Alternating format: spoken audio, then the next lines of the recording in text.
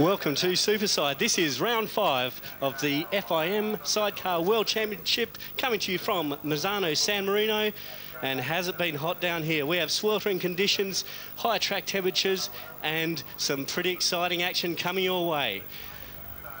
We can see the heat haze there already, and that is going to be the story of today's race. Heat, tyres, engines, and crews getting everything together around this picturesque circuit just near the coast, near Rimini.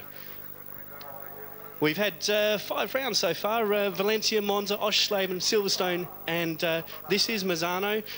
We've had Steve Webster winning the last 2, and as well as Valencia, Klaus Klaffenbach winning Monza, and Webbo is on it again. He's on pole position, and he is there set for 3 in a row.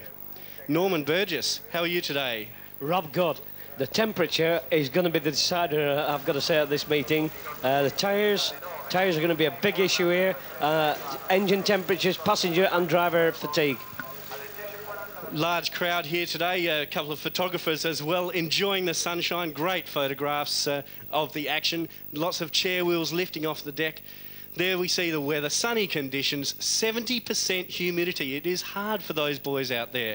They've got a lot of work to do, and they're in enclosed spaces with high humidity. Track temperature, a massive 53 degrees. That's actually 1 degree down on last year, which was 54. So very, very similar. And the air temperature, 31 degrees out there. A lot of people in the crowd enjoying that. 70% humidity, that's going to be one of the problems. Most definitely. And how about these cameramen? They're doing a hard job. They've been out there all day, just done Super Pole, and they'll be watching the action, making sure we get the best pictures possible. Yeah, the theory of the mad dog and Englishman comes into this one, Rob. And yeah, a difficult job. There we are on the grid. Steve Webster and Paul Woodhead out in front, and lots of umbrellas. We'll see a few wet towels around the shoulders. Photographers working hard down there as well, but everyone trying to do their utmost at this point just to relax and take their time in the last 5 or so minutes before the race starts. The important one here, Rob, is to lots of fluid intake. Yes, and Ian Guy down on the grid there. Can we talk to Steve Webster, please, Ian? Yeah, hi guys, I'm here with pole position man Steve Webster, winner of the last 2 races. Steve, sweltering conditions here today. How do you approach this race? Yeah, really, it's more of a race of endurance, I think, than an out-and-out race. I think it will be, if you're there at the end, lapping consistently, I'm sure that everybody will be in with a shout. So, but it's the same for everybody. It's the same heat in the tyres and the way everybody rides. So it'll be very much down to who can save the tyres and the brakes and a little bit of energy for the last few laps. Are you feeling in good shape? Yeah, it's good. Yeah, as good as anybody, I think. We've got the same, good chance. We've got pointed end of the grid here, so we hopefully get a good start. And again, that's important, getting a good start and being in the cool air, really, as well. So. OK, good luck, Steve. Thanks, Ian. Down on the grid there, Steve Webster talking about endurance, and that's what it's going to be. Steve Webster currently 6 points behind Klaus Klaffenbach in the championship. That is really closing up in the midpoint of the season. There we see him down there, just relaxing. Really gets me, this one there. I mean, he's so cool. I mean, 8 times world champion. He's obviously done all this before, but I mean, he's so cool, relaxed, and saving his nervous energy. And yes, I think we'll see some action from Mr. Webster this afternoon. Steinhausen and Hopkinson, second place on the grid. They're only a little bit behind him, Webbo. All weekend they've been very, very close. And Jörg there is here just to do the job. It's a holiday town just down the road. The beach is there. Jörg is here to race and win. Yes, he's got the cold towel on, as per most of the teams will have. Just cools them down a little minute, and he'll be ready for some action and all. Ian Guy, have we got Jörg for us? Yeah, we've got second place man Jörg. Jörg, you've been very close to Steve in training this weekend, a lot closer than perhaps the last few races. Are you feeling pretty confident for today? I'm feeling very confident. The heat should help us. Yeah. Hope we don't waste the tyre too early, but I'm really confident to beat him today. Good luck. Thanks, Ian. There's Steve Abbott and Jamie Biggs just taking the final sip of water, or the final bottle of water, I should say. Qualified third, the world champion, and he'll be looking to come through, I'd say, late in the race. But fourth on the grid, Hanks Biggs. They've had some trouble, but remember last year with that shredded rear tyre, they were leading the race early. shredded the rear tyre and fell back through to battle with Klaus Glampenbach for about 4th place. Yeah, this is Tom Hanks. He's the action man. He'll send it sideways on the corner. And yes, it has his price to pay with the tyre problems, but we'll see action from Tom Hanks today. And 5th there on the grid, Klaus Glampenbach and Christian Parts, 2001 champions. Klaus has been pretty cool about the whole weekend, taking things gently. And he actually tried a qualifier on Saturday, as we see him playing up. Tried a qualifier, but it didn't work for him. So we'll see how he does. He's done most of his qualifying on race tyres. So we should see him come through during the midpoint of the race, I think. Christian Parts are there with a smile. Yeah, talking about tyres, I think the letter P, which is the difficult, hard tyre, is going to be used today. I know Steve Webster isn't using one today, but allegedly they use these tyres through truck racing as well. Well, the Steve Webster on the front, not using the P, he's using an I tyre, which is hard. There's Martin Van Gils just preparing, putting the helmet on with his fashionable headgear. Dan Morrissey, the Team Excalibur group there. What a qualifying session he had. He jumped from 16th up to 7th in that final qualifying, knocked 3.5 seconds off of his fastest time, and I think if he relaxes at the start, we might see him coming through to maybe 5th place towards the end of the race. Yeah, Dan, one of the young guns, puts a lot of time and effort into it, and yeah, it's paying off at the end of all this. Tom has worked for as long as you can imagine to prepare the outfit, and yes, he's putting the effort in now, and we're sure it's seeing results. Rocha and Harney, they've been very, very consistent. Currently 4th in the standings, and haven't been up the top of the races, but have been getting good points each round. Adolf Harney, the veteran, he loves this thing. He's spent many, many years of his life racing with the top guys, and he's 4th in the championship at the moment. Consistency that's what the championship's all about. The hardest man in sidecar race is Adolf Harney. Adolf can take the knocks, and yes, he's back every year.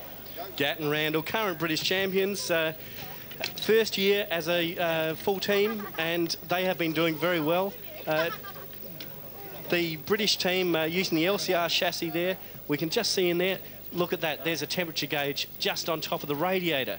So the passenger will be able to have a look at that as they go down the straights. Looking at the temperature gauge there, Rob, it's not so far off the red-white line, and that's where we don't want it. Yeah, so Gatton Randall, they'll be looking for a good finish. Steve Webster prepares himself. This is his quiet time, just preparing himself, put the helmet on, put the gloves on, do his fast lap in his head. So here we are with the confirmation of the grid. Webster and Woodhead, pole position, 139.3. Great stuff for them. Steinhausen and Hopkinson, Abbott and Biggs, the current champions, in 3rd, but we'll be looking. Abbott always looks for the win. Row 3, we have Hanks and Biggs, Klaffenbach and Part. So that's the top 5. They're the big 5, as we call them. Van Gils will be pushing to enter that fray. Van Gils doing a lot of racing in Holland recently. Row 4, the jump, Morrissey jumping up to 7th place. Morrissey and Harper, Rocha and Harney consistently in 8th. Gatton Randall, the British champions, in 9th. And then Philp and Yendel, that's a good top 10. But Billy Gauros, 11th qualified. Well done for Billy, coming from Sweden, long trip. The French team, Mengay and Bedolt, they're in 12th. They also jumped up from 17th. Doppler and Wagner, they're the German champions at the moment, and that's pretty good for them. Hautze, Skeen and Peach. Peach has had some big engine trouble. In fact, he blew up in the qualifying at lunchtime today, and he's got a borrowed engine from Steve Webster, which is a bit of news there. So Steve Webster giving away his spare engine to Andy Peach, his teammate from last year. A lot of action to come, I'd say. We'll see this, the heat haze just on the track there. We'll see that coming round. Long shots. It's going to be fantastic, I think. This is the sidecar race. This is the sidecar race, Rob, and I think we're going to see some action here. We're going to see some tyre action. We're going to see some... I actually think we'll actually see fatigue and the pressure of racing under these extreme temperatures. Speaking of pressure, Ian Guy, have you got some news about Andy Peach? Yeah, guys, they struggled to get that engine in time for the race and came out for the sighting lap, and it was on 3 cylinders, so I had to come straight into the pit lane. They've just changed all the electrics and the injectors, and now it seems to be on 4 cylinders, so they're going to join the warm-up lap from pit lane, and good luck to the guys. Yes, Andy Peach has been struggling this weekend with engines. He's earlier in the year he had fuel injection problems, which he seems to have solved, but then there we see him joining the warm-up lap. But then today, last night, they discovered that 2 exhaust valves were closed in one of the cylinders. It was only running on 3. They tried to fix it, worked up until 1 o'clock this morning, and they didn't even make the outlap of qualifying before the thing blew its head off. So they borrowed the engine from Steve Webster, and we can see them leaving pit lane now. So the warm-up lap, this is the big left-hander out the back. This is where we'll see Steiny throwing it sideways, Hanks through the Cavoni. Lots of power in these 1000cc engines. Yeah, what they're actually doing here, Rob, believe it or believe it not, they're actually warming the tyres up, warming the engine up and warming the drivers and passengers up. You wouldn't believe it, but they do need to do 1 lap just to get into the swing of things. As you can see there, Steinhausen weaving the outfit about, and yes, what he's trying to do is even put more temperature into the tyres. Yes, the passengers will be relaxing here, trying not to overstress their arms. There's Billy Galros. What a great qualifying he had. Billy's had problems all through the weekend, and then he came through into the last session and put himself up into about 12th place on the grid, and he really has had problems, but all the way from Sweden, Billy isn't going to lie down. Yes, obviously Billy has been racing Grand Prix for years, and this is his first year on a 4-stroke. Only changing over just before the Valencia race, so he's always been running the 500cc 2-stroke engines. Yeah, Billy, an ex-Grand Prix winner. He won as a passenger, and yeah, came into the throng of sidecar racing with a 2-stroke. This is his first season with a 4-stroke. Found it a little difficult, but yeah, he's doing okay, Billy. Andy Peach still motoring around, so that's a positive sign for the second of the Team Ready Mix entries. There's a classic sign now of experience. Steve Webster now slowing the field down. They will approach the starting grid rather steadily, and everybody will think, well, what is Steve Webster doing? But what he's actually doing is letting the tail enders catch up with him. We could see Paul Roundel there just stretching out his left hand. That's going to be the hand he's going to use for the next 20 laps of this Misano circuit. So he just wants to relax it as he's going up to the grid, make sure everything's under control, and he can hold on tight for that first few turns. Yeah, I'll tell you what's happening here, Rob. I've spoken to several of the drivers, several of the passengers, and they are suffering literally from heat blisters. Obviously, the passenger is sat behind the radiator, which is not the perfect position to be under these conditions, but yes, and the handhold is literally red hot, and it's causing them problems. Yeah, some of the teams have made a heat diverter there. Just as the air comes in, they put a panel in there to divert the heat away from the radiator. And yeah, you might be able to see it on Abbott's machine there. Yeah, but, no, you can't just see it there, Robert. It's behind the helmet of Steve Webster. But Abbott has actually put in a vent so that he's getting as cool air as possible because of his clutch hand. The temperature is not only coming from the circuit, but it's actually coming from the brakes, and the wheel spinning and the tyre. It is really just producing heat. Okay, the red flag's up. The teams are set. Pace cars in behind. Passengers just taking those last few breaths and setting themselves. Jamie Biggs, the last of the passengers to take his seat. Red lights are on. We'll wait for them to go out. Lights are out, and Abbott's got the jump. Abbott and Steinhausen side by side around Webster, just like Silverstone last week again. Steiny tries to squeeze Webbo and Abbott, but Webster goes round the outside of Abbott and takes second place into turn 1. Steinhausen leads. Abbott, Webster, bit of dust kicked up there. Van Gils into 4th, then Klaffenbach, but Klaffenbach will go through into 4th, just around the curve of Del Caro, into the Curvoni for the first time. Webster in second place, but Steinhausen's jumped out in front. Look at the gap that Steinhausen has on lap 1. Yeah, I'll tell you what we're going to see here, Rob. We're going to see Steinhausen put a lot of effort, a lot of time into a couple of laps, and he's going to lose tyres. This is the problem. The inexperience from Jorg. You'll see the tyre wear as the race progresses. Abbott there, up the inside, a lot of bumps into that corner. Abbott really trying hard to chase after Steinhausen in the early stages. Did you see that? The black line from Steve Webster. Now, that is not inexperience. Abbott under Webster. Abbott into the right-hander. That's a great move from Abbott there, really early in the race. Yes, when you think about it, these are now looking at the race, and yeah, a lot of action into the first lap. Abbott's already made one move on Webster. Well, excitement on the first lap. We've got to calm down in the commentary here. We won't last these 20 laps otherwise.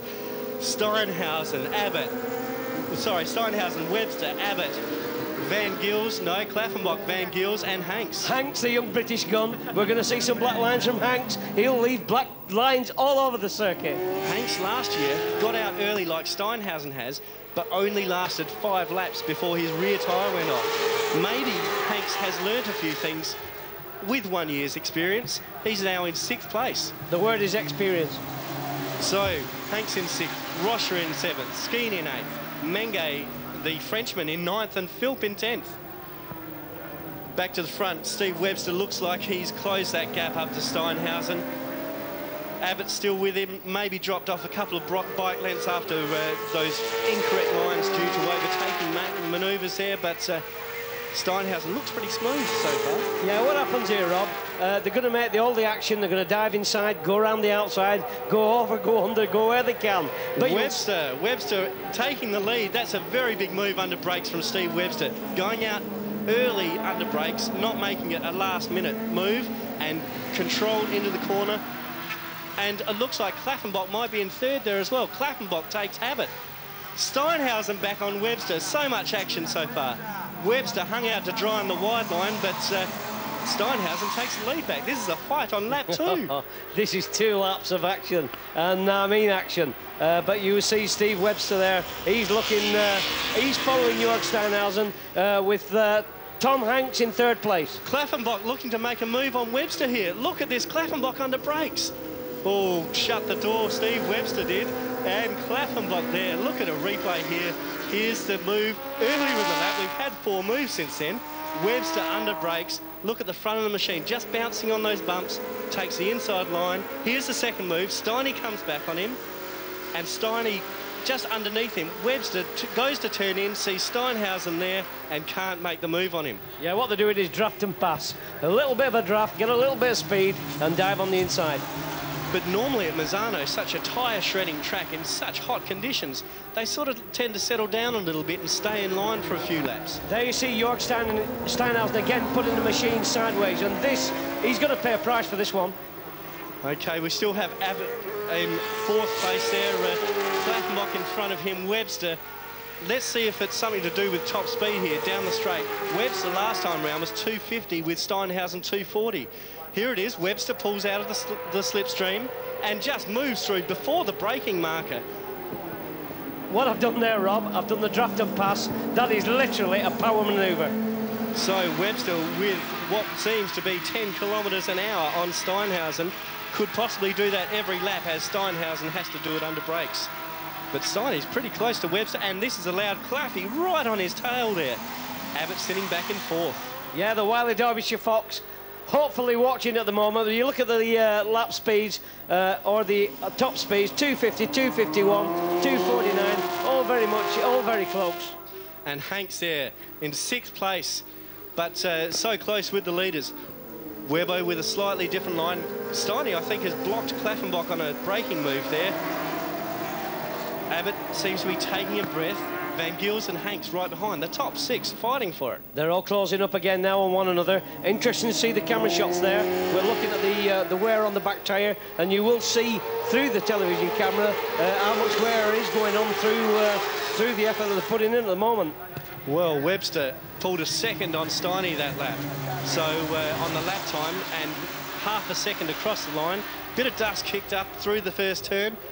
I think Klaffenbach's going to make a fairly aggressive move very soon in his normal Klaffenbach style. Abbott looking on the inside of Klaffenbach though. He's got to be careful because the wily Derbyshire Fox is looking on the inside, and he'll make a move at any pass that he can. Van Gils and Hanks just sitting behind there. They're all in the 141s except for Steinhausen that last lap. Webster with the fastest lap, 141.058. So Webster, this is what he normally does. Klaffenbach under Steiny, and Abbott looked to go down there as well. Oh, Rob, it's all happening in this one. There's nobody clearing off in this one. They're all going to be together.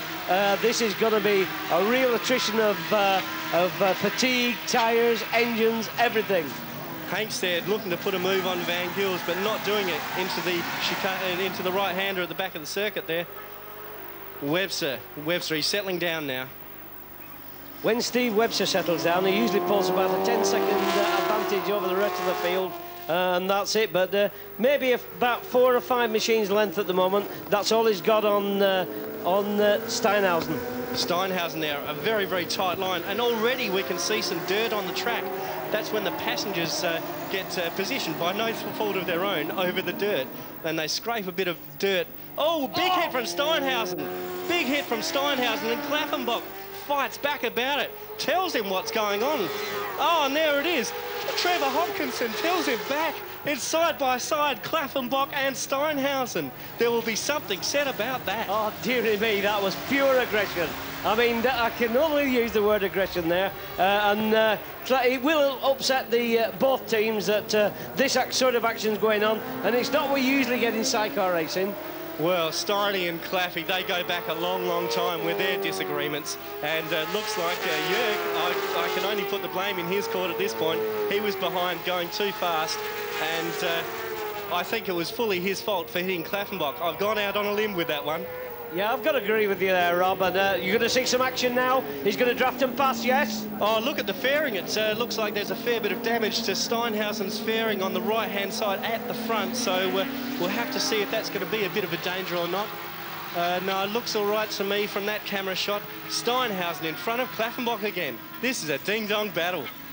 Here's the replay. Klaffenbach and Steiny just comes in. There was no room for his LCR through there. He was very, very lucky not to hit Klaus Klaffenbach and, well, Christian Partzer. Klaus says in a bit of sign language there, would you mind giving me a bit of room? And Trevor Hopkinson then waves back, OK, next lap. I think he said twice, actually, Rob. OK, we'll take a bit of a breather. Hope they take a bit of a breather and let this rubbing, as they call it in car racing, settle down a bit. We like clean moves, and Steiny seems to be on a mission here. Oh, sideways onto the straight. That is just power. The chair wheel in the air, you turn it on the throttle with the right wrist, a little bit of extra throttle to spin up the rear wheel and get that machine in line. I've got to say there, looking at the monitor, Abbott has gone. Steve Abbott, the world champion, has gone. Well, Abbott, that's not good for his championship defence. Must be heat-related, I would say, fairly definitely in these conditions. Steve Abbott will fight through any other problem. If the clutch is slipping a bit, he'll fight through it. If it's tyres going off, he will make it through, but it must have been a terminal problem very early in the race. Won the World Championship on a slipping clutch. Yes, Abbott's pulled out for some reason. It will be an heat-related problem, I'm absolutely sure. Quite confident before we started the commentary that he was going to put a lot of effort in try and pull championship points back. Yeah, Steinhausen looks like he's still out of shape there. I'm wondering if that hit actually damaged some of the steering arms in the front of the chassis, because he looks like he's just moving around there a little bit. Maybe something's on a little bit loose. He normally is fairly smooth on that LCR. I'll tell you what it is now. Klaus Klaffenbach will be watching him. Klaus Klaffenbach will be deciding when to make a move. And yes, I'd rather be Klaffenbach's passenger than Steinhausen's at the moment. I'd rather be in commentary, I think. Klaffenbach fighting back. You can see the way he's coming through the corners. He doesn't want the German in front of him. A bit of German-Austrian rivalry at stake.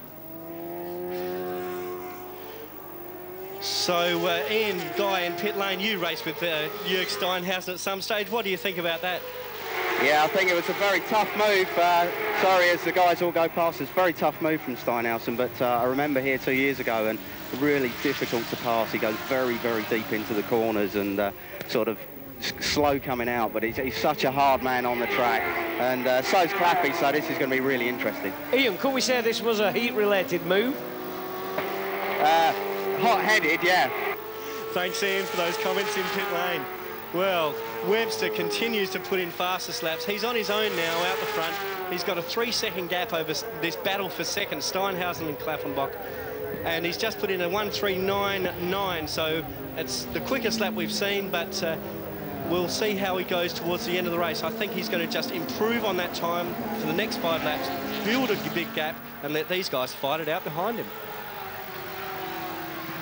Top speeds down the straight there. Webster with a 2:45, Steinhausen Hopkinson 2:43, Claffey 2:50. He has got the fast Yamaha in that machine. Yeah, very misleading are the top speeds on this one, Rob, because what they're actually doing is drafting one another down the straight, and in fact, the speed trap is at the end of the straight, and also they get a false reading through the braking. Yes, it's one of those things. He who brakes last sometimes gets the top speed by default. So 251 kilometres from Klaffenbach that time is pretty quick around this Misano circuit. I'm looking at Klaffenbach's rear tyre. I saw something there, Rob. I'm not sure whether there was actually rubber coming away from the end of it, but we'll see this on one of the camera shots, and I think maybe Claffey has got a little rear tyre problem. Well, if we don't see the smoke off the rear tyre, we might see it out of his ears underneath the helmet. I reckon he's still going to be angry. Here's some more action from Klaffenbach. Look at the chair wheel in the air. Oh, but he's gone across some gravel, and that is almost opposite lock under power from Klaffenbach. Amazing stuff, amazing control from the Austrians. Yeah, looking again, camera shot on the back tyre. Looks okay at the moment, Rob, but he's certainly putting it under some stress. Yeah, a lot of stress out there. This is the left-hander here. He's actually backing it in under power, so the rear end of the machine, under almost full noise, is getting sideways, entering the turn out the back through Caverny. I'll tell you something else, I know, Rob. Steve Webster and Klaffenbach, Steinhausen are coming together again. Right, Webster with a 1:41.1, so Webster slowing down a bit. That's very, very interesting from where I'm standing. That's 2 seconds a lap he's slowed down. So Webster, has he got a problem? Is it a water problem with the engine like we saw last year? There you see him on the straight now, where you're looking at Jörg Steinhausen closing in on Steve Webster, with Klaffenbach closing in on Steinhausen. We're going to see some action here, Rob. But Webster still pulled 250 down the straight last time, so the gap has closed. It was 1.9 second, then 1.6, and now 1 second gap. That's amazing from Steinhausen to close the gap back to Webster. I'm having a guess at a tyre problem here. Tyre problem, engine problem? Well, shouldn't be an engine problem with that top speed. Oh, Jörg Steinhausen leaving blackies all over the circuit. I mean, he can see Steve Webster now. There's the board for Steiny. Position 2, laps to go, 12. So reaching half race distance, 10 of 20 coming up in a lap or two, and that is where I think the tyre problems will be evident. Not the tyre problems, the driver error causing the tyres to rip up, as we've said before. People will be finding the rear tyre getting over hot. Yeah, what happens is it gets over hot, overheats, sheds the rubber, and as we saw last year with Tom Hanks, you just lose your drive and that's it, finished. In qualifying, Jörg Steinhausen had the rear tyre temperature up to 115 degrees. 1.3 seconds now in between Webster and Steinhausen. So that gap has actually gone out a bit. It was down to 1 second, I think, at last look. So Webster has responded. He's done a 1:40.3. So he's dropped lap times again. Very inconsistent for Webster. Rob, Steinhausen's done a 1:39.7. So Steiny definitely on the ball here with lap times. Klaffenbach doesn't seem to be going with him at this point. But maybe Claffey's decided to let the red mist in his visor settle down a little bit, and he'll come back towards the end of the race. Meanwhile, Hanks has moved in front of Van Gils to 4th place. Van Gils 5th, Rocher 6th, Philp 7th, Skeen 8th, and Dan Morrissey in 9th, and your friend Billy Galros in 10th. All the way from Sweden, 10th place. That's a magnificent effort from Billy. Ian Guy, have we got something from you in pit lane? Yeah, hi guys. Speaking to Steve Webster earlier on in the day, and he was suffering a little bit of overheating problems, and they were trying a new expansion bottle on the outfit. Louis Christian, that builds the chassis, was in there as well. So I'm just surmising that it may be still a little bit of a problem, and he's just backed off a little bit just to allow it to cool down, and then he'll pull the pin again. Well, Ian, exactly what you've just said. He's just put in a 1:39.7, his fastest lap of the race. So Webster, yeah, maybe, as you say, 2 laps, and to cool the engine down, puts in a fast one again to spread the gap out again. It's now up to 1.5 again. Yeah, we've got Webster, Steinhausen, Klaffenbach, then in 4th place, Hanks, Van Gils, Rocher, Bill Phillips in 7th place, Jock Skeen in 8th, Billy Galros now in 9th, and Dan Morrissey in 10th. So Galros and Morrissey seem to be having a bit of a battle there. And, yeah, big midfield battle there. Galros, Morrissey, Menge there. Menge, the tyre-squealing Frenchman. He's very exciting to watch, putting that sidecar wheel great deal of stress. Yeah, there's some description there. The tyre squealing Frenchman, yeah. Good description, though. If you've heard him on the track, the tyre squealing into the corner is just amazing. The gap now 1.3 seconds, Webster to Steinhausen. So it's gone down again. It just keeps going up and down. I think Webster must be playing with that temperature. I'll tell you what it is, Rob. I think Steve Webster's got a problem because Steve Webster traditionally gives him a 10-second gap and then takes it easy, watches his pit board. But, well, as we've seen, Jörg Steinhausen, he's full of fire. Steiny is the most consistent of the pair. He's running low 140s. Webster keeps going between mid-39s, 41s, and now he's just done a 40 again. So he seems to be within about a 1.5 second gap. Normally, that's very, very consistent for people, but Webster is usually within a 10th every single lap. Yeah, I think I've got to say this again, and unfortunately I do feel that Steve Webster must have some sort of problem because obviously his major problem is that Jörg Steinhausen is within about 1.5 seconds of him, and the problem is you can see him, and Jörg will put in the extra effort to get to him. Klaffenbach in third, 2.1 seconds behind Steiny now. So Klaus Klaffenbach, look at the tyre on the back there. Klaus Klaffenbach has blistered his rear tyre. You can see the two lines running down either side of the centre of the tyre. Klaus Klaffenbach has blistered his rear tyre. Yeah, there you can see it again, Rob. Yes, he has a problem with the rear tyre, Klaus Klaffenbach, and it's reflecting on his lap times as well. Ian Guy, have you got Malcolm Hazel from Yokohama Tyres in pit lane? Yeah, I'm here with Malcolm. Malcolm has just seen the shot of Claffey's rear tyre blistering badly. What actually causes that? Well, 10 laps is the critical point, and yes, definitely Claffey's and Webster's look as if they're starting to blister. So this will slow them. At the moment, Steinhausen is looking okay. Quick question for Malcolm, Ian. Are they all running different tyres at the moment? Malcolm, Norman's asked what different compounds the front guys are running. All the rear tyres are the medium B compound, and there are two out on the I compound, Steinhausen and Abbott. Well, okay, Abbott is now out of the race. Okay, thanks Ian for that. So there we have it. Steinhausen's tyre looks pretty good there. We see in shot Webster's tyre, according to Malcolm, we didn't spot it in commentary, but the expert from Yokohama Tyres has said that the rear tyre of Steve Webster is blistered, and Klaus Klaffenbach, we saw that one. Yeah, what we'll see here, you'll see Steve Webster now begin unfamiliarly to get into the corners, struggle with handling. As soon as you lose the rear tyre grip, as you can see, Jörg Steinhausen is now closing, and Klaus Klaffenbach is dropping off, and this is all down to the wear on the rear tyre. I think I saw a black line into this corner from Klaus Klaffenbach. Now that is very strange because you're not under power there, and so that rear tyre is definitely falling apart through overuse by Klaus Klaffenbach. Yeah, well, telling me that he's actually doing the back tyre, doing damage to the back tyre under braking, which is very unusual in sidecar racing. Yes, what happens when it blisters is the tyre temperature gets so high, over 110 degrees, and the rubber boils on the tyre. Yeah, hundreds of degrees, and you're going to see Jörg Steinhausen. Steiny there running very, very wide into the last hairpin curve of Del Rio. Steiny way, way deep under brakes, but that could be another problem. The brake temperatures, especially inside the cockpit, whether it's either the brakes going off or Steiny getting too hot from the temperature of the brakes. He's got a hand each side of that front wheel, remember? Yes, what's happening there, Jörg has been struggling all weekend with the temperature from the brakes and from the front wheel, and yes, they put deflectors on, so maybe that's going to happen.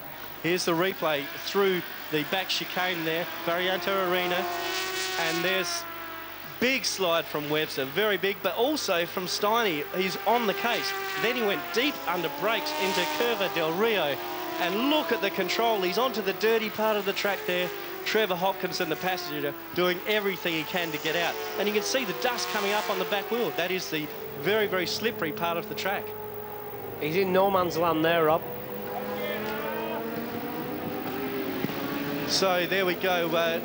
Just had a report in. I think that was Andy Peach running on 3 cylinders again. So another problem for him. He's still running, but obviously he won't be in the points unless we see some more problems. You see Steve Webster there just lapping the husband and wife team of the Flurries from New Zealand. Jörg Steinhausen got past them okay and all, no problem. Steiny, if he's smart here, I think he would just relax a little bit and make sure his rear tyre doesn't go off, and then really push Steve Webster with about 5 laps to go. Yeah, lap 12 of 20. We've got Steve Webster still leading from Steinhausen, Klaffenbach, Hanks, Van Gils, Rocher, Philp, Morrissey, Mingay and Billy Galros in 10th place. Yes, a lot of dirt on the track there, and there's a big chunk of rubber on the tyre there, on the track there too. Yes, when you start seeing rubber coming off the back tyre, we have a problem. And I'm sure Steve Webster has got a problem. We'll see this again very shortly in the camera shot. You'll see the blisters coming up on the back tyre. Yes, I was talking with Malcolm from Yokohama earlier, and he was saying that the teams have a choice. They can go to the harder rear tyre. There is an S compound, but what it does is it reduces your lap times by about 1 second to 2 seconds, depending on how good you are, because it doesn't have as much grip, but it will last 2 races in this condition. So they have the choice not to blister the tyre, like Steve Webster does, or has done here, and he normally runs the S in these conditions. Yeah, what happens is they just lose drive. The machine actually corners pretty much the same as they normally do, but what they actually do is lose drive coming out the corners, and that, of course, losing drive costs time. Hanks here closing the gap on Klaffenbach, so maybe we see a new Hanks, a smarter Hanks. Look at that rear tyre, and that's a big gap. There's 4.2 seconds, 2 laps to go, 1.8 seconds now. Hanks on a charge with 7 laps to go. We could see Hanks on the podium. He's in 4th place at the moment. Yeah, a big charge, and yes, we've seen Tom Hanks. He's probably reaping the benefits now from running a steady race and using his experience now and saving the tyres. Talk around the paddock on Wednesday and Thursday was, well, we'll let Hanks go for 5 laps, he'll blister his tyre, and then we'll all pass him. Not the case. Hanks is riding very, very sensibly. I don't mean to be disrespectful, but unexpected of Tom Hanks to be riding sensibly. Yeah, Tom, he puts all the action into it. He's sideways, and this is a price that he generally pays for being spectacular, but it costs him tyre. And he's done very well in this race so far. We'll just wait for them to go across the line there. In 1.6 seconds now, Hanks behind Klaffenbach. Webster, you can see that tyre has been ripped up. He's doing very well to control it. Half a second now, Rob. It's only half a second that Jörg Steinhausen is behind Steve Webster, and he's got him in his sights. Look at Webster, look at the control. He's sliding that bike. That rear tyre has almost no traction compared to a fresh one, and he's doing everything he can to maintain the speed and not spin it up further, because a rear tyre like this is like a slipping clutch. If you're gentle with it, it'll get you by, but if you're harsh on it, it'll destroy itself very quickly. Steinhausen looking to make a move there on Webster. Webster's losing it under brakes as well. Look at the tyre. Yeah, you can see Woodhead there, the passenger, Steve Webster's passenger. He knows what's going to happen, and yes, a power move. Steinhausen underneath Webster. Here we'll see the tyre on the back of Webster. Look at the 2 lines of blistering. That's the rubber that's boiled on the back tyre, giving Steve Webster no traction or hardly any anyway. Steinhausen, what a move there. Steinhausen sensible. Could this be his way back into the championship? Yeah, and not only a good move, a very good tyre choice. But also the way he's used the tyres. Gentle on the throttle, not spinning it up. Unusual for Steve Webster to destroy a tyre like this. Maybe Klaus Klaffenbach will not agree with us, but yes, he's driven a pretty strong race here, and I'm sure I'd like to be a fly on the wall as these 2 gentlemen meet at the end of the race. Yes, I don't think I'll attend that meeting. Webster, 0.8 of a second in that lap behind Steinhausen. Here's a replay of the move. Steinhausen underneath. He knows he's got more traction. He knows he can brake later. Steve Webster's just gone deep under brakes and pushed out on this move. And on the acceleration of the turn, he can't do anything. Rob, look at the back tyre on Steve Webster's. That is completely kaput. Okay, in pit lane, we've got Dan Morrissey retiring. He was looking so promising, Ian. Yeah, great ride from Dan, great qualifying this weekend, but he's just retired, and it looks like he's actually got a problem with the heat from the exhaust burning his foot. You know, underneath here, the engines and the exhaust put out so much heat that this can be a problem, and Dan's in a lot of pain at the moment, and I think he'll be on a trip to the medical centre very soon. So bad luck for Dan Morrissey. He was having problems all through the Friday with heat. In fact, he came into the pit, immediately found a hose, took his boots off and hosed himself down on Friday. And yeah, it looks like he didn't solve that problem. Yeah, look at this one there, Rob. Van Gils. Oh, yes. Sorry to cut across you, Norman, but that's a lot of rubber from Van Gils. Tony Van Gils right out to the side and trying very, very hard. Yeah, they will do. Van Gils lying in 5th place, still chasing Tom Hanks, who's still chasing Klaus Klaffenbach. So we've got a race within a race here. Steiny's tyre looks like it's got a little bit of damage on it on the outside, but nowhere near that of Webster. He looks in a fairly commanding lead there with 5 laps to go. Steinhausen, the engine sounds strong there coming onto the straight. There's the pit board. P1, Jörg loves that sign. P1, L4. Yeah, Jörg, as young as he is, will be watching his pit boards, and yeah, he'll understand that. Looking at the back tyre of Steve Webster, that has completely gone. That looks like Hanks did last year with when he continued on that race. In fact, the tape of the race was sent to Yokohama Tyres in Japan, and they couldn't believe that someone would do that to one of their tyres. Oh, Steve Webster there on the left-hander, absolutely sideways. Well, he's going to do his best to ruin what's left of that tyre and try and get back. If he can put that thing on terms with Steinhausen again, he is the master. We saw... This is unusual to see Steve Webster in this mode of aggression, but yeah, look at the back tyre again. Yeah, I said it was going to be a war of attrition on the back tyres, and it looks like the ex-world champion is going to lose the one on the ex-world champion. Here's the replay. Look how sideways that is. He's got that thing tapped. That is unbelievable from Steve Webster. That is opposite lock. He would have been hitting his wrist on the internals of the steering there as he had that thing absolutely tapped. Unbelievable. Steve Webster, that's one of the best slides I've ever seen, and that doesn't come lightly. I'm sure Steve Webster, I'll not agree with you on that one. He probably was the best. Look, but look at the back tyre. It's incredible. I don't know how it's actually going to finish, get to the end of...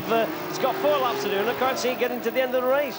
This is going to be the problem, because coming out of left-handers, Paul Woodhead, the passenger, won't know where the thing's going to let go. And, oh, look at that is unbelievable control. He's actually had the thing in a 3-wheel drift there. The front end was sliding as well, and then it came back into shape. There's Tom Hanks now on Klaus Klaffenbach. Hanks on Klaffenbach. Look at Klaffenbach's rear tyre.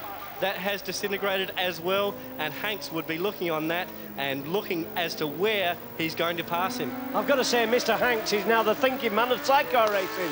Who would have thought we would ever say that about Tom Hanks? Tom Hanks, who normally just rides with his right wrist, seems to be using his head for a change, and look at the benefit of that to him today. He should pull out of the slipstream here and take him. Yeah, what he's going to do here is draft and pass as he's done. You can see actually rubber coming off the back of Klaffenbach's machine there, and I do believe that Tom Hanks will even have a go at Steve Webster. Wow, Tom Hanks very, very hard into that corner. In fact, too fast into the corner. Had to slow the thing down on the brakes halfway through. And when you hit the brakes on a left-hander, the chair wheel wants to go into the air. Let's talk you through this move. Into the heat haze. Tom Hanks under brakes. Klaffenbach is a demon on the brakes. He's very, very good, even with bad tyres. Tom Hanks has to slow the machine down a lot here. Klaffenbach is much quicker than him through the corner, and he had to actually control that pass on the exit of the corner. Tom Hanks is now on with Steve Webster. Yes, we're going to see again another fantastic move from Tom Hanks. You can see gone inside Billy Galros there, I think, and he's going to make a move on Steve Webster. So Hanks coming through in the last few laps, he will get to Webster. Webster has no control over that, I think, because even onto the front straight, which is not generally a passing move, Tom Hanks might have a look. Yeah, we're going to see a draft and pass here, Rob. Hanks will see the side of Webster's machine before long as he gets it sideways, but yeah, odds on it will be at the back of the straight where he got Klaffenbach, or sooner into the left-hand hairpin, just stuffs it up the inside. Webster won't be able to fight back here. Yes, there we can see supreme traction from Tom Hanks. Yeah, what happens there, Rob, he's got on the inside of him, and Steve Webster would have liked to reply with power, but unfortunately when you put the power down, there's nothing happens. Well, he's got about 3.5 seconds to catch Steinhausen. and a couple of laps to do it. So I don't think we'll see Hanks take the win, but Steinhausen seems to have had a good lap. Here's the replay. Hanks deep under brakes again. His brakes will be getting a little bit of a hammering here. Puts Phil Biggs over the grass. Webster sees him coming, can't do anything about it, tries not to give him too much room, just a gentlemanly amount, and has no answer on the exit. Steve Webster's now struggling. Look, Tom Hanks has actually dropped Steve Webster. Hanks is now looking at catching Steinhausen with 2 laps of the 20 laps to go. Oh, look at Tom Hanks now putting the machine through its real pace. So we've seen more sliding here than a lot of places in the past. Klaus Klaffenbach, his role now is the battle of the 2 rear tyres. Here's Hanks over the debris, sideways. Phil Biggs is used to this, but what happened, the chair wheel came down, the sidecar wheel came down, and it bounced back up again. So Phil Biggs, great job as a passenger there to stay out when he knew the wheel would bounce back up again. We've still got Steinhausen with 1 lap to go. Steinhausen, Hanks, Webster, Klaffenbach. So the final lap, Tom Hanks, can he get through to Steinhausen? 2.6 seconds, I don't think he can do it. The battle for third is the battle of the destroyed rear tyres. Klaus Klaffenbach, I think, will win that battle too. Hanks in second place there. He's extended the lead out of control over Webster, but Webster seems to have it on Klaffenbach. Those tyres are gone. Yeah, Klaffenbach still putting the action in. He knows that there's Tom Hanks chasing Steinhausen with Steve Webster in third and Klaus Klaffenbach still in 4th place, but liable to make a move on Steve Webster. Hanks very, very hard under brakes there. He hasn't given up. He's going to be trying until the last lap, the last corner, the last 100 metres down to the line. Klaus Klaffenbach, did you see the smoke coming off the rear tyre? He's giving it everything he can. There's not a rear tyre left, Rob. It's just a little bit of old rubber now on the back of the machine. Steve Webster smoking that one on the final lap as well. You can see plumes of smoke coming off it. And we might have a fight in our hands here after all. Steinhausen with 2 corners to go and a back marker. Yeah, I've got to say a back marker there, Rob. I don't know who it is, but it's been decided before at this. No, the back marker's moved out of the way as a gentleman would. Into the last chicane. Hanks not close enough, I think. But he has come up to terms with Steinhausen. Steinhausen, last chicane. I'll tell you what's going to happen here, Rob. They're going to get in the last corner and it's going to be drive off the line. Together over the line? No, not quite. Hanks concedes. Steinhausen wins. Great win for Steinhausen Hopkinson. Webster holds on for third and Klaus Klaffenbach cannot do it in the battle of the tyres for 4th. Yeah, but what a great drive from all 4. The first 4, I've got to say, have all struggled under the conditions. Steinhausen takes the win. Did we hear him yell in exhilaration? It must have been. Steinhausen with the win. He will be so happy. He came here to win.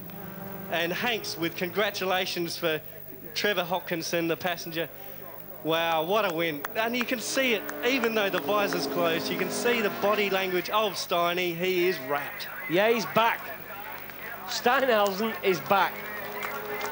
He's damaged the front of the machine. I'm sure there'll be words about that. But he has taken the win. There was nothing Klaffenbach could do in the second half of the race to come back at Steiny. I don't think it would have been a tactic to fire the Austrian up, but have a look at Webbo with the smoke. Look at the tyre, it's destroyed, and the throttle, and unbelievable amounts of smoke under power from Webster. Rob, that is burning rubber, that is tremendous. I mean, he's just put the power down there, and he's just burned absolutely burned the tyre out. Well, Yokohama tyres should be proud that they can last for 8 laps after they are totally blistered. 186 horsepower going through that, and I'd say almost every one of those 186 horsepower we just saw on display. Rolf Steinhausen with Ian Guy in pit lane. Ian, what's Rolf got to say? Rolf, fantastic win from Jörg there. He really used his head today. You must be so pleased for him. Yeah, Jörg was so fantastic. At the time when I must go faster or not faster, I think it's clever. Jörg was very clever. Huh? Congratulations. Yes, thank you. Thanks, Ian Guy. So 2 times world champion Rolf Steinhausen, watching your son Jörg Steinhausen take a very memorable win here at Misano. What a great race. A lot of experience, a lot of time been put into the preparation of this machine, and yes, proper tyre choice, and Jörg has look, you're looking at his back tyre now. You don't see any marks on it as you would with Steve Webster's and Klaus Klaffenbach's. Yeah, it's just a credit to his right hand and his head, I think. The combination of the two, which makes it the bike just react properly. Here's the finish. The checkered flag about to be displayed. Hanks going to the line. Phil Biggs knows they're not going to get there. Just sits up and has a look over to pit lane. And in the background, we can see the battle for third place, Webster and Klaffenbach. So such a tight race after some of the problems that we've had. We're going to get some camera shots in a moment, I think, Rob, of there's Steve Abbott and Jamie Biggs pushing the machine back. I've got to say at this stage, ex-world champion Steve Abbott. Well, reigning world champion, I'd say. This is what we saw at Lausitz last year when they pushed the machine home for 14th place and 2 championship points. That will not happen today. They have finished their race with a technical problem. Yeah! But Steiny, he is happy, and there's brother Mike there giving him a hug. It's a family effort, this team, and Rolf and Jörg with a big hug. Paul Woodhead calling Phil Biggs down. So there's Jörg Steinhausen about to take the helmet off and enjoy the next few minutes on the podium. Yeah, very there. Trevor gets a hug. Yeah, they've done very well as a team, saved the tyres and used their experience. The gap in the end there, 0.422 of a second to Hanks and Biggs on the Yamaha. Webster and Woodhead fought to the end with Klaus Klaffenbach and Christian Partzer. Another Suzuki and Yamaha battle, and Klaus just couldn't do it on that last lap. We thought he would, but he didn't. Then Van Gils in 5th place. Good race by them. Consistent race. And Rocha and Hani, another 6th place. They may remain 4th in the standings. Running over the page there, Philp and Yendel, 7th place. They'll be very happy. They were looking for a good finish. Menge, the Frenchman, this is great for them. They qualified 17th yesterday, up to 11th today, and they finished 8th. British Championship winners last year, Gatton Randall behind them. And following through the field there, Doppler and Wagner, German champs, 13th. Fownes, Fleury, and Peach rolling across the line, but no points in 16th. There's pit lane. We can see Dan Morrissey just being wheeled away. Championship points. Klaffenbach maintains the lead, but only by 3 points now from Steve Webster and Paul Woodhead. Jörg Steinhausen jumps up the leaderboard, 61 points for him with his maiden win for the year. Rocha still in 4th place. Consistency is counting for Rocha and Hani. Abbott and Biggs with that non-finish have jumped down to 5th. Looking at the back tyre there, Rob. You can look at the debris inside the wheel. This is all from the spinning back tyre of number 4, Steve Webster. Yes, that machine has had its full quota of use today. It has been more sideways than I've ever seen it before, I think. And that rear tyre, the strips on the rear tyre that we'll see, just a testament to what's happened with it. Just fully under power. More power than a back tyre should see, and I was amazed that it lasted the race. I think what's happened here, Rob, is also the temperature. Yes, well, the combination, this track has been recently resurfaced. I don't think we mentioned that before. Some of the corners have been resurfaced, but the straights and the back section are the old track, which was really, really abrasive. Large rocks with spaces in between them on the surface of the tarmac, and that does rip up tyres, as we've seen today. Yeah, I'll tell you what it does. It literally rips the tyre up, Rob. It's like using a piece of sandpaper on the back tyre. So the podium, there we see it. San Marino round of Superside. 3rd place, Webster and Woodhead. Still on the podium despite those problems, and that's what makes you a world champion. 2nd place, Tom Hanks and Phil Biggs. What a fantastic ride for them. They were sitting in 4th all race. We thought that maybe we wouldn't see them, and then towards the end, they capitalised on the others' problems and came through for 2nd. But the winners, Steinhausen and Hopkinson, they outthought Webster. They had a bit of an incident with Klaffenbach, which I'm sure we'll hear about in the post-race interviews. And what a great win for Jörg. Rolf Steinhausen taking a few steps up to the podium. And what a great win. I think we've said that a number of times. I've got to say, this was probably a thinking man's win, Rob. Well, we said it during the commentary there, during the coverage, that Hanks, normally we don't attribute him with thinking. Normally we attribute him with all action. And I'm going to have to go and talk to him tonight and see what made him think. Yes, this is what we're actually calling here, Rob, is experience. And it's coming to young Tom Hanks now. And I think within a couple of years we're going to see Tom Hanks as world champion. Well, I think third place there, we've got experience. 8 times title winner, Steve Webster. The second and first place teams haven't won a world title, but I think they're going to be the next champions. Hanks, son of a winner of many, many races. Yeah, son of Norman Hanks, now a prolific engine tuner, ex-TT winner. And, of course, Jörg there with his father, Rolf, who won the championship in 75 and 76. Big smiles from Rolf Steinhausen on the podium.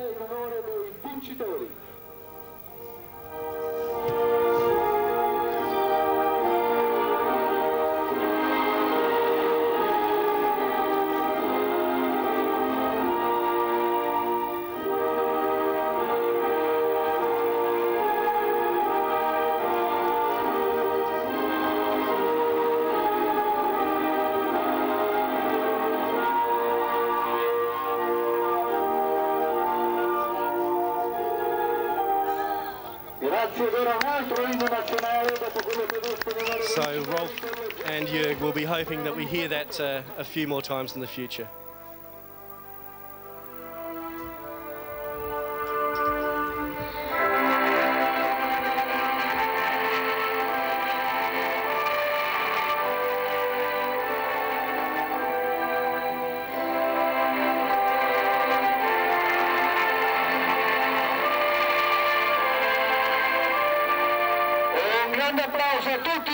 So the manufacturer's anthem follows the national anthem, and Steve Webster makes sure that Rolf Steinhausen gets himself a soaking. What a great win for Steiny. Webster seems very, very happy. He came third after all of that, and but the emotion on Jörg Steinhausen's face during that national anthem.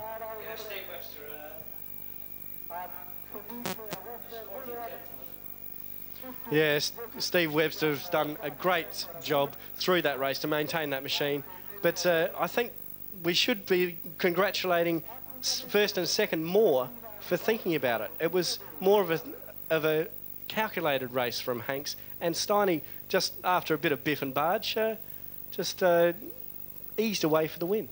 I don't know whether Mr. Klaffenbach is going to call that a little bit of biff and barge, but it was some action.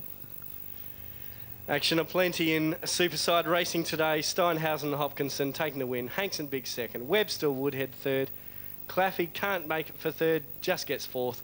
Van Gils and then Roscher in sixth. So, action-packed race. Rob, it was, again, I've got to repeat this, it was an attrition race. The tyres were always going to be the point of success or failure. And yes, tyres and temperature. Philp and Yendall, great race for them for 7th place. They've had a lot of problems, but doing a lot of racing, a lot of British Championship as well as World Championship. And Hautzenberger and Simmons for 10th place. That's good for them. They were having problems all weekend with the heat. 12th place for Billy Gelros, our little Swedish gentleman. Yeah, Billy's gone well after all the problems he's had. And Skeen and Miller also for 11th place have overcome their rear suspension problems that we've seen all weekend. German champions Doppler and Wagner in 13th. Fownes and Heidenreich, who hadn't qualified because of a puncture until today, come through for 14th. The Fleuries for 15th and another championship point, and Peach and Muldoon. So let's go down to Ian Guy with the top 3 interviews. Third place here today, Steve Webster and I nearly forgot your name there, Paul. Sorry about that. Steve, a really hard race, and you look like you were having problems from halfway through. We thought it was overheating, but obviously not. No, no problems really. I went for it too early, I think, and these lads conserved their tyres, the brakes, and also everything, and got beat fair and square. You can't take it away from both of them. They did a good job, all 4 of them, today. So we're happy to finish third in front of Klaus for the championship. So that's the important thing. And Paul, it looked like quite a wild ride there in the last few laps as he was smoking the rear tyre and getting rallycross style. Yeah, I mean, halfway through, I just thought, here we are, normal situation, 4 or 5 second lead. Calm it all down and let's wrap it up. But then I noticed it started sliding around, so I knew we had tyre problems. Tried to hang on to the end, but it just wasn't going to happen today for us. But like Steve says, the main objective today for us was to beat Klaus and Christian for the world title, and we did that. So we're reasonably happy. Okay. Congratulations. Thank you. Moving on to our runners-up today, Tom Hanks and Phil Biggs. Tom, last year you came here and you led the race and destroyed your tyres. Obviously, a different tactic this year? Yeah, well, you learn off the old master, don't you? He keeps saying to me, conserve your tyres, and it's hard to let them go. You know, I can't, it's not in my nature to let them go, so, but I did. And about half I started pegging it back, it was slippy, but our tyres, you know, and brakes were okay. And I could see we were catching them, so I thought, well, you know, even if we don't catch them, at least I would have caught them by the end, and we would have done the right thing for once. Did you actually think you could catch Steinhausen on the last couple of laps? I thought I had one lap left. It wouldn't have, not that I would have caught him on that lap anyway, but I was convinced. I thought 2 laps, and at least I'll have a go. I don't know where, but you got to, you know, he would have done the same, wouldn't he? So, but it's good to just catch him more up.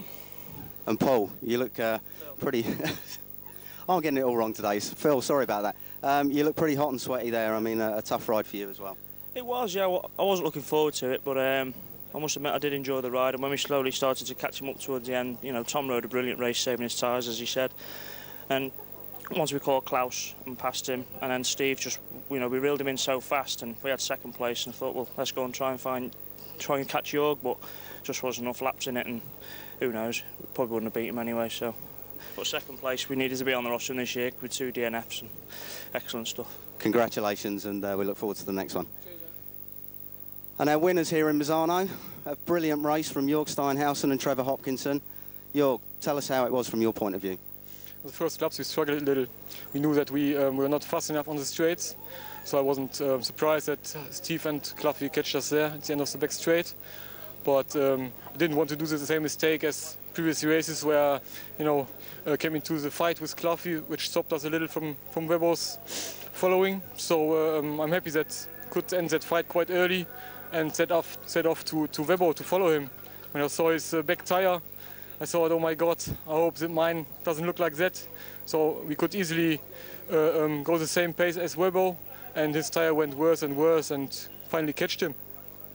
You seem to have a little problem in the last few laps, slowing down. I don't know whether it was missing gears. Was that the case? Yeah, we've got a shift help system, which didn't really work. So perhaps it was a bit lack of concentration. I just was looking at the pit board and saw it plus 2 seconds, and we could control that. I think the tire still looks very good, and if there were any more laps, we could control it. It was a great race. Trevor, a bit of an incident there with Klaus Klaffenbach and Christian Partzer. How did you call that one? Well, I just call it equal because we had to avoid Klaus or run into him and going into a left, and so it's just a racing incident as far as I'm concerned. And obviously, I know it's a silly question, but delighted about the win here with Jorg. Oh yeah, it's been a long time coming. This I think is our first genuine straight win. We were a little bit lucky at Lausitz, but this Jorg rode excellent. Congratulations and good luck for the rest of the season. Thanks, Ian Guy, for those interviews. Great questions from Ian Guy, as usual. Unfortunately, not reading names too well.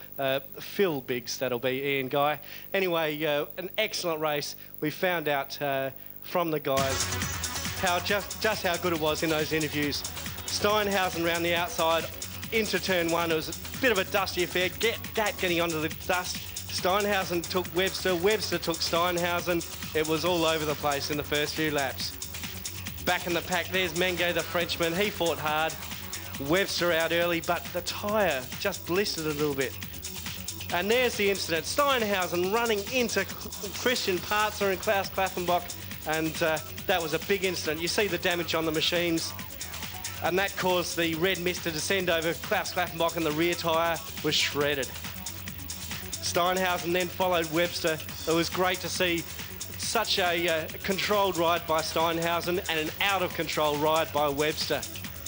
Chasing hard.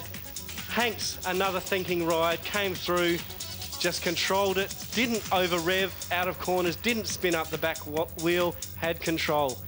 There we see Webster's tyre just totally destroyed. Dan Morrissey with a lot of heat problems, retired. Webster with one of the best slides you'll ever see in a road racing machine, absolutely crossed up under full power. Hanks finally got him because he had nothing left to give. Hanks, but on a bit of debris there, Phil Bick's doing a great job. But Steinhausen came through. Hanks tried to get him, couldn't get him on the line. It was such a great race, such an emotional race for Jörg Steinhausen, winning again after so long. And there you see the emotion, but also emotion for Tom Hanks as well, as we heard in the interviews. So what a great race there. Brands Hatch, 25th and 26th of July. I really hope the action will be as good as we had today. Thanks to Ian Guy in pit lane. Thanks to Norman Burgess in commentary. I'm Rob Marder. We'll see you at Brands Hatch.